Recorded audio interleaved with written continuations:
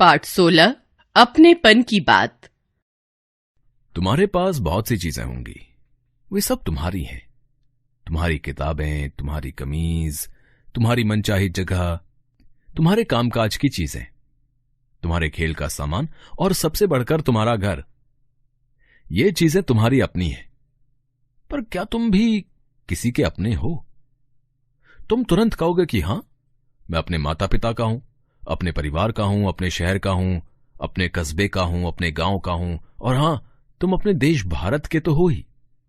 भारतीय होने की बात तो तुम सुनते ही रहते हो और अधिक सोच विचार किए बिना इसे मान भी लेते हो। आज दुनिया में यह बड़े सुख और संतोष की बात है कि किसी जगह को हम बिना हिचक के अपना घर कह सकें। भारत में यह सुख संतोष हमको सहज ही मिलता है और हम समझते हैं कि सभी को ऐसा सुख संतोष मिलता होगा। लेकिन इस संसार के करोड़ों लोग अब भी एक ऐसी जगह की खोज में हैं जिसे वो अपना घर कह सके, जहां वो अपनी भाषा बोल सकें और जैसे चाहे रह सके।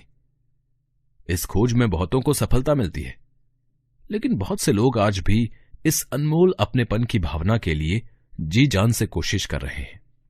इसके लिए वे 1000 कष्ट उठाने को तैयार हैं। और तुम्हें अपने देश में काफी सुख चैन, काफी अपनापन महसूस होता होगा। लेकिन अपनेपन की यह भावना एक ऐसा उपहार है जिसका तुम्हें भान भी नहीं होता होगा, क्योंकि यह उपहार तुम्हें अपने जन्म से पहले ही मिल चुका था। इसे संभाल कर रखने के लिए तुम्हें इसकी अच्छी तरह देखभाल करनी होगी। परंतु अच्छी तरह देखभाल तो तभी कर सकते हो जब ये समझ जाओ कि यह अनमोल उपहार है क्या। जब तुम कहते हो कि तुम अपने परिवार के हो, तो दरअसल तुम कहना क्या चाहते हो? क्या ये कि तुम्हारा जन्म उस परिवार में हुआ है? अपने भाई बहनों के लिए तुम्हारे दिल में जो प्यार है, क्या वो इसलिए है कि तुम सब खून के रिश्ते से बंधे हुए हो और एक ही माता पिता की संतान हो? बात सिर्फ इतनी ही नहीं है। तुम्हारे आपस के प्यार का कारण यह भी है कि तुम लोगों का लालन पालन साथ साथ हुआ। तुमने सभी चीजें बांटकर खाई, सभी कामों में हिस्सा बटाया। तुम सब आपस में मेल जोल से भी रहे और झगड़े भी।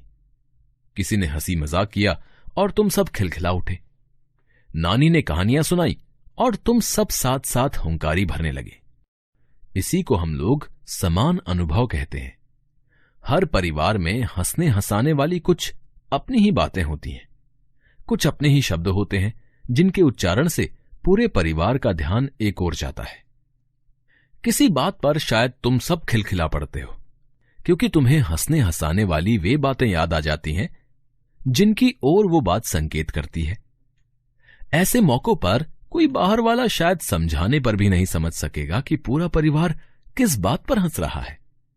ऐसी भी बहुत सी बातें होंगी जिनकी याद आते ही पूरा परिवार उदासी या चिंता में डूब जाता होगा या खुशी से भर उठता होगा।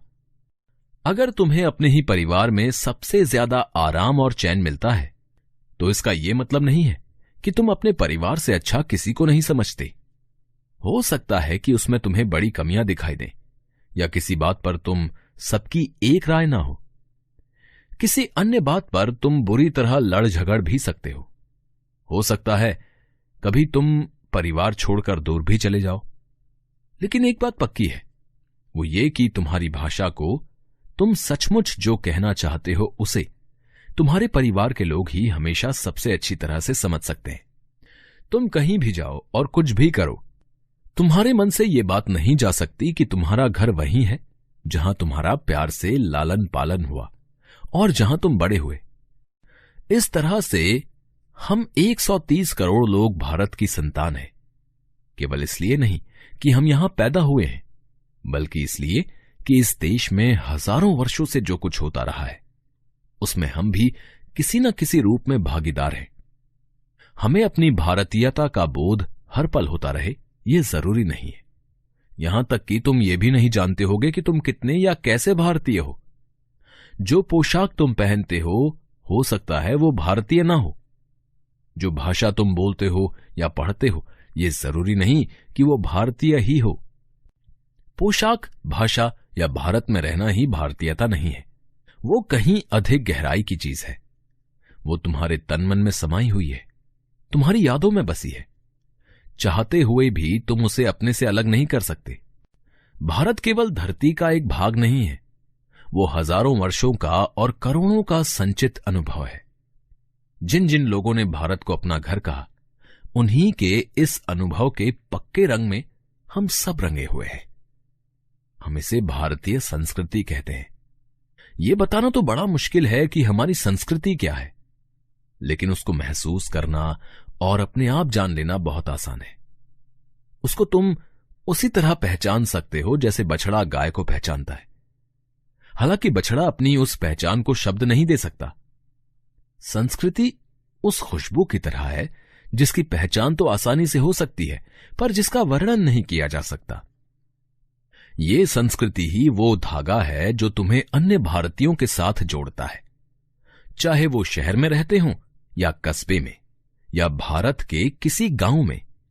यहां तक कि ये सूत्र तुम्हें 1000 बरस पहले के भारतीय के साथ भी जोड़ता है और आगे पैदा होने वाले भारतीयों के साथ भी। ये एक ऐसी विशाल धारा की तरह है जो तुम्हारे आगे भी बह रही है और पीछे भी। तुम भारत के हो, इसका यह मतलब नहीं है कि दुनिया के नहीं हो, अर्थात विश्व नागरिक नहीं हो। तुम एक ही समय में कई समूहों के सदस्य हो सकते हो, जैसे तुम अपने परिवार के भी सदस्य हो और अपने गांव के भी, अपने स्कूल के भी हो और अपने मोहल्ले के भी, अपनी फुटबॉल टीम के भी हो और अपनी मित्र मंडली के भी। तुम निश्चय ही विश्व के नागरिक हो सकते हो, लेकिन अगर तुम पहले अच्छे भारतीय नहीं बन सके तो विश्व नागरिक के रूप में तुम्हारी जड़ें कमजोर रहेंगी। तुम्हारी भारतीयता वह जमीन है जिस पर तुम खड़े हो, वो भाषा है जिसमें तुम अपनी बात कह सकते हो, वो शरीर है जिससे तुम काम करते हो। इस भारतीयता को तुम जो रूप देना चाहो दे सकते हो, लेकिन इसके बिना तुम वैसे ही रह जाओगे जैसे चेहरे या शरीर या वाणी के बिना कोई मनुष्य।